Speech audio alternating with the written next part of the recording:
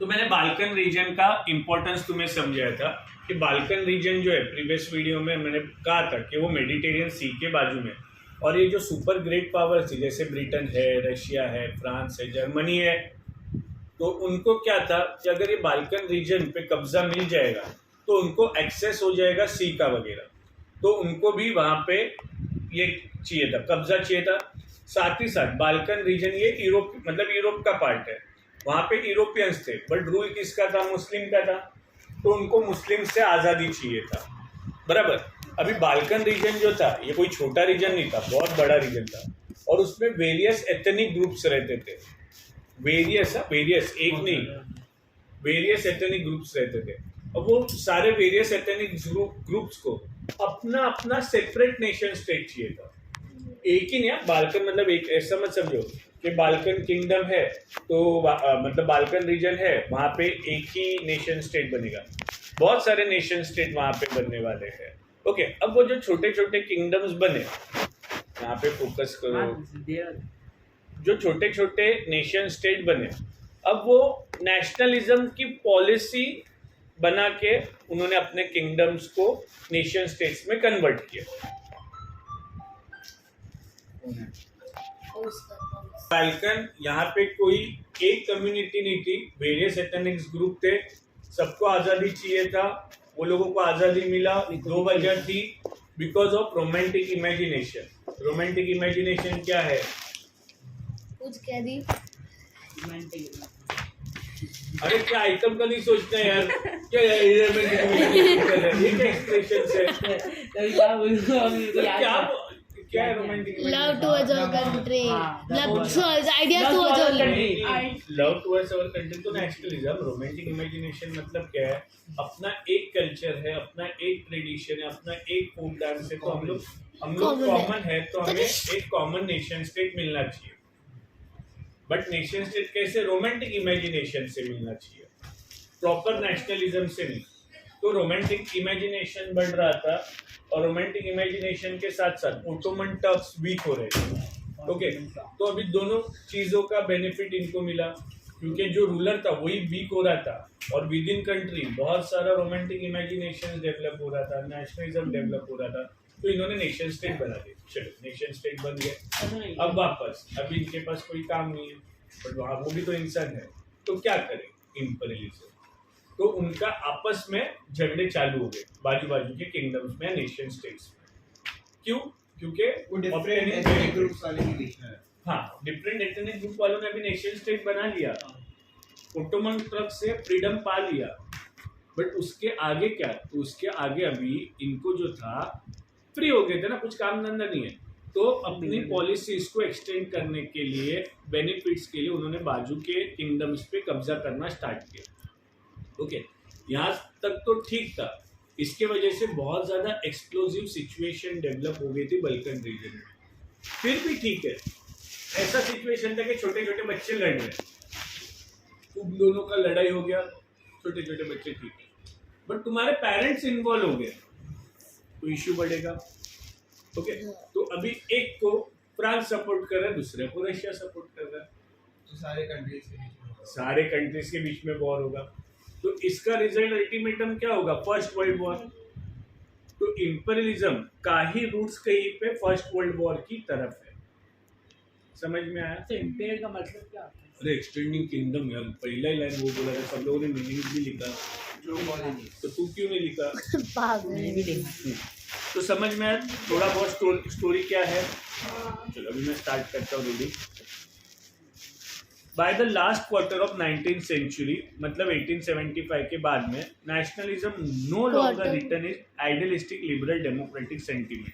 मतलब जो पहले लोग नेशन स्टेट बना रहे थे, क्यों? उनके विजन जो था ये लिबरल डेमोक्रेटिक विजन था पहले, बट जैसे ही 1875 तक अपन आ गए, 1875 तक आ गए, तो लोगों की विचारधारणाएं बदल गई। अब वो लोगों ने नेशनलिज्म को किसमें कन्वर्ट किया? इंपीरियलिज्म में। क्यों कन्वर्ट किया? कुछ काम धंधा नहीं है, अपने को और ज़्यादा मतलब मतलब अपने और बेनिफिट्स के लिए ये लोग ने इंपीरियलिज्म पॉलिसी स्टार्ट की। ड्यूरिंग दिस सर रिटेन मतलब? हाँ, रिटेन मतलब इधर है second line first word retain means keep as it, मतलब और- पहले जो था वैसे अभी नहीं रहा, नो लॉन्गर रिटेन, रिटेन मतलब keep as it but Right. No longer retain मतलब अभी वैसा नहीं रहा। क्या नहीं रहा ये भी मैं बोलता हूँ, जो आइडियल लिबरल डेमोक्रेटिक सेंटिमेंट्स थे वो नहीं रहे। During this period nationalist group become increasingly intolerant of each other, मतलब अभी मैंने टॉलरेंस कई बार एक्सप्लेन किया है, बोलो नहीं क्या टॉलरेंस इस वर्ड को कई बार एक्सप्लेन किया है। मतलब मैं इसको टॉलरेट कर सकता हूँ person। सारे वैसा मतलब एक दूसरे के साथ सब टॉलरेट करते ही समझ के तो। चले बराबर। एग्जाम्पल मैंने कई बार कौन सा दिया है, लाल बाग चा अरे हाँ, लाल बाग से जाते जाते जब ये वो लोग मुस्लिम मुस्लिम शांत होते हैं, जब मुस्लिम चलता है तो लाल टॉलरेंस कहते हैं। अब ये लोग इनटॉलरेंट हो रहे थे। इनटॉलरेंट मतलब मतलब साथ में चल ही नहीं सकते तू थे। अलग कम्युनिटी का है, मैं अलग कम्युनिटी का है, तो लड़ाई। तू अलग कंट्री का है, मैं अलग कंट्री का है, लड़ाई। ये मैंने एक्सप्लेन किया, increasing intolerant of each other and ever ready to go war. ये लाइन मैंने अच्छे से एक्सप्लेन किया है, रिकॉर्डिंग में आया। सर बोल। नैरो क्रीड मतलब हाँ मतलब उन्होंने अभी क्या है ना, एक अलग सा ग्रुप बना लिया जहाँ पे उनका नहीं, जहाँ पे उनकी सोच थी ना, ये अभी लिबरल नहीं रही। लिबरल मतलब फ्री विचार वाला, डेमोक्रेटिक विचार वाला, अभी नहीं। अब मेरे को तो बस वॉर करना है, इसको कब्जा करना है, ये करना है, वो करना है, ऐसी आइडियाज डेवलप होने लगे। क्रीड मतलब पंथ होता है, कम्युनिटी होता है, ग्रुप होता है, और मतलब नैरो माइंडेड हो गए। पहले लिबरल डेमोक्रेटिक व्यू था उनका, Okay. अब नैरो माइंडेड हो गए थे। अभी जैसे एग्जांपल देके समझाता हूँ, अभी मुस्लिम लोगों का ब्रॉड माइंड रहेगा तो ही वो टॉलरेट करेंगे या टॉलरेंट पॉलिसी फॉलो करेंगे।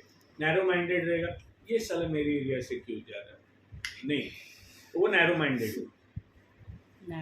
The major European power in turn manipulated the national aspiration of the subject people in Europe to further their own imperialistic aim. Line बहुत कॉम्प्लिकेटेड है, मैं समझा तो पूरे लाइन का मीनिंग, फिर लाइन को ब्रेक करके वापस एक्सप्लेन करता हूँ। क्या था कि अभी यूनियन स्टेट बन गया, नेशन स्टेट बन गया है। नेशन स्टेट बनने के बाद जर्मनी का एग्जाम्पल लेके समझाता हूँ, वहाँ पे हिटलर रूल में है। अब हिटलर को क्या है, बेनिफिट्स चाहिए, एक्स्ट्रा बेनिफिट्स चाहिए, उसको ज़्यादा पावर चाहिए, तो वो क्या करेगा, लोगों के मन में नेशनलिज्म की एस्पिरेशन मतलब इच्छा डेवलप करेगा कि तू भी नेशनलिज्म बन, तू भी नेशनलिज्म बन, तेरे नई कंट्री के लिए प्यार डेवलप करेगा, कंट्री के लिए प्यार डेवलप करेगा। बट वो क्यों कर रहा है? अगर सिर्फ जैसे थिंकर्स वगैरह फिलोसोफर्स थे, उन्होंने भारत माता की गाने, पेट्रियोटिक सॉन्ग वगैरह बनाया, उन्होंने क्यों किया था, लोगों को साथ में लाना था। बट इससे लड़ने के लिए, ब्रिटिशर्स के साथ लड़ने के लिए, क्योंकि ब्रिटिशर्स ने हम पे कब्जा किया था।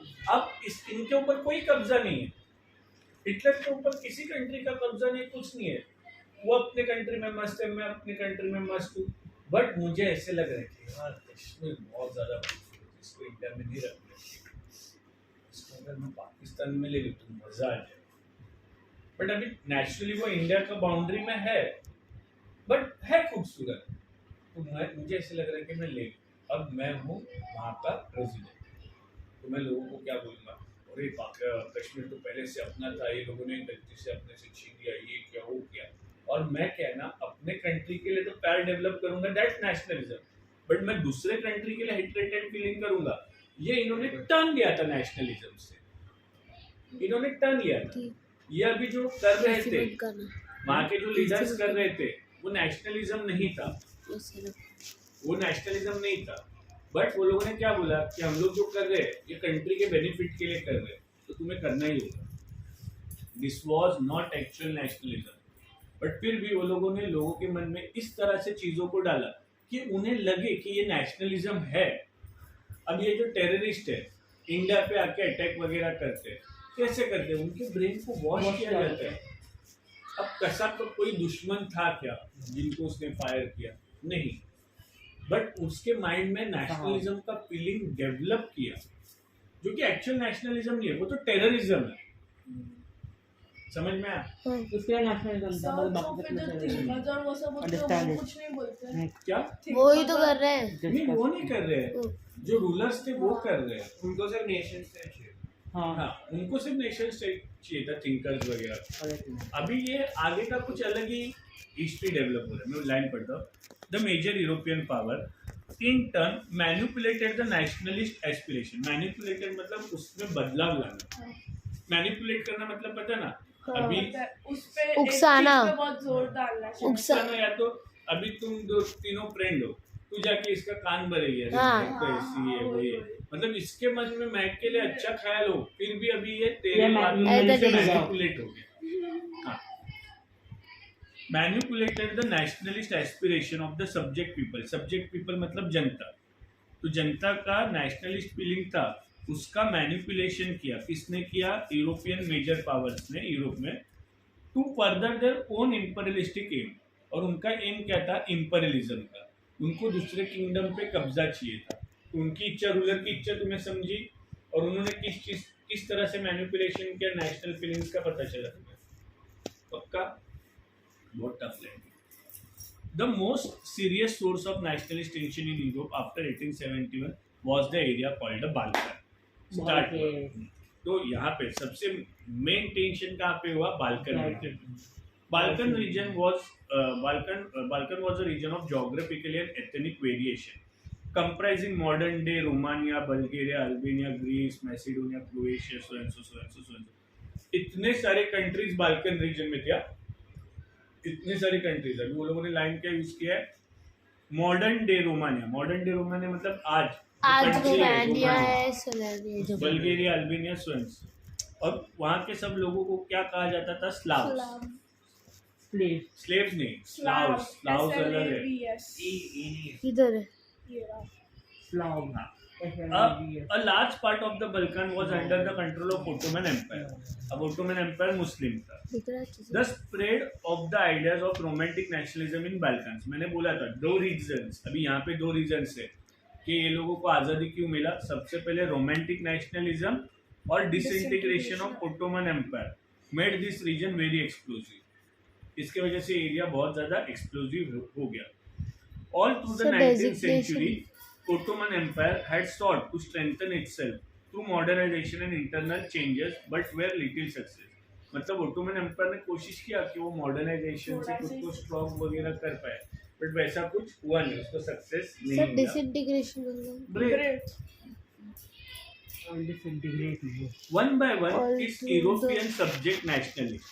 यूरोपियन सब्जेक्ट नेशनलिस्ट मतलब ये रोमानिया, बल्गेरिया, इनके बारे में बात हो रही है, क्योंकि ओटोमन टर्की मुस्लिम था, उसने कब्जा कहाँ पे किया था? यूरोपियंस पे कब्जा किया था। तो जो उसके सब्जेक्ट है, सब्जेक्ट मतलब उसकी जनता, याद रखना। तो यूरोपियन जनता की नेशनलिस्ट जो थे broke away from its control and declared independence. तो उन्होंने ओटोमन टर्क से सेपरेशन ले लिया। The Balkan people based their claim for independence और political right on nationality and use history to prove that they had once been independent. मतलब वो लोगों ने हिस्ट्री तो इंडिपेंडेंट वे में जिया था, ये आके बाद में कब्जा किया था ओटोमन टर्क ने आके, but had subsequently been subjugated by foreign power. Subjugated मतलब उन्होंने आके कब्जा जमाया फॉरेन पावर ने। तो यहाँ पे फॉरेन पावर कौन होगी? Ottoman Turks. ओटोमन टर्क्स, क्योंकि उन्होंने बाहर से आके हमारे ऊपर कब्जा जमाया। Rule over. सब्जुगेशन मतलब दबाना, दबा देना। यहाँ पे सप्रेस बोल सकते हैं। सब्जुगेट मतलब क्या है? अभी इंडिया पे ब्रिटिशर्स ने आके कब्जा किया, तो India was subjugated by Britishers. तो यहाँ पे फॉरेन पावर्स कौन है? Ottoman Turk. सब्सिक्वेंटली मतलब और कंटिन्यूअसली यूरोपियन सब्जेक्ट नेशनलिस्ट कौन है? इधर है। हाँ, वो यूरोपियन कंट्री। यूरोपियन जो कंट्रीज के रोमानिया, पीपल। बल्गेरिया वगैरह। बट तब रोमानिया बल्गेरिया नहीं था, हाँ तब तब एथनिक कंपोजिशन था। Balkan. Hence, the rebellious nationalists in the Balkan thought of their struggle as attempt to win back the long lost independence. मतलब बहुत टाइम तक बाल्कन रीजन ने उस पर कब्जा किया था। अभी उन्हें ऐसे लग रहा है कि हम लोगों के ऊपर बहुत सालों तक इन्होंने फालतू में रूल किया, अब हम लोगों को रेबल बनना है। रेबल मतलब उनको अपोज करना है और अपोज करके अपना इंडिपेंडेंस हासिल करना है। तो सबने तो ना एक साथ सोचा होगा, कितने कितने तो बताया होगा ना। हाँ, स्टार्ट तो किसी ने किया होगा ना, बट एक ने स्टार्ट किया, फिर धीरे धीरे वो चलता ही जाएगा। ठीक है, यहाँ तक का हिस्ट्री समझा। अभी बल्कन में इंडिपेंडेंट नेशन स्टेट्स बन गए थे। प्रॉब्लम कब आएगा? अब ये जब बड़ी बड़ी पावर्स इंटरफेयर करेगी। बड़ी बड़ी पावर्स क्यों इंटरफेयर करेगी? बड़ी बड़ी power France, Russia, Germany, main वो था ट्रेड रूट मेडिटेरेनियन सी सी का, रूट्स वगैरह सी जो रूट था, का जो उसके लिए उनको वहाँ पे कब्जा किया। As the different Slavic nationalists struggled to defend their identity and independence, the Balkan area became an area of intense conflict. The Balkan states were fiercely jealous of each other. वो एक दूसरे से jealous करते थे। अभी मैंने क्या बोला था, जब तक छोटे बच्चे झगड़ा करे ठीक है। अब बल्कन रीजन में जो अलग अलग नेशन स्टेट बने थे वो एक दूसरे से जेलस थे, आपस में झगड़ा करे तब तक ठीक है, बट जब बड़ी पावर्स आएंगी तो लफड़ा। The Balkan states were fiercely jealous of each other and each hoped to gain more territory at the expense of others. Matters were further complicated because the Balkans also become the scene of big power rivalry. During this period, there was intense dushmani among the European powers over trade and colonies as well as naval and military might. These rivalries were very evident in the way of Balkan problem unfolded. मतलब जब Balkan का problem आया और लोगों ने उसको unfold किया कि भाई प्रॉब्लम क्या है तेरा, तू क्यों मेरे से जल रहा है, तब वो लोगों का एक एक गुस्सा बाहर निकला। मतलब navy These rivalries were okay. Each power, Russia, Germany, England, Austro-Hungary, was keen means interested on countering means stopping the hold of other power over Balkan. मतलब रशिया अगर कब्जा करने जाएगी तो जर्मनी उसको रोकने का कोशिश करता था, जर्मनी जाएगा तो इंग्लैंड उसको रोकने का कोशिश करता था। This led to a series of war in the region and finally the First World War. दीदी पूछे दीदी को पागल। Nationalism, Third World War, अभी तो फर्स्ट नहीं हुआ, थर्ड पे किधर पहुंचे? क्या अरे थर्ड सा होने वाला है, थर्ड नहीं ना। हाँ? Third ड्यूब World ने नहीं इंटरेस्ट होगा लिया तो क्या पता प्रोफेसर देखो क्या करना है तो नहीं। नेशनलिज्म अलाइंड विद इंपीरियलिज्म, मतलब नेशनलिज्म इंपीरियलिज्म के साथ साथ जुड़ी।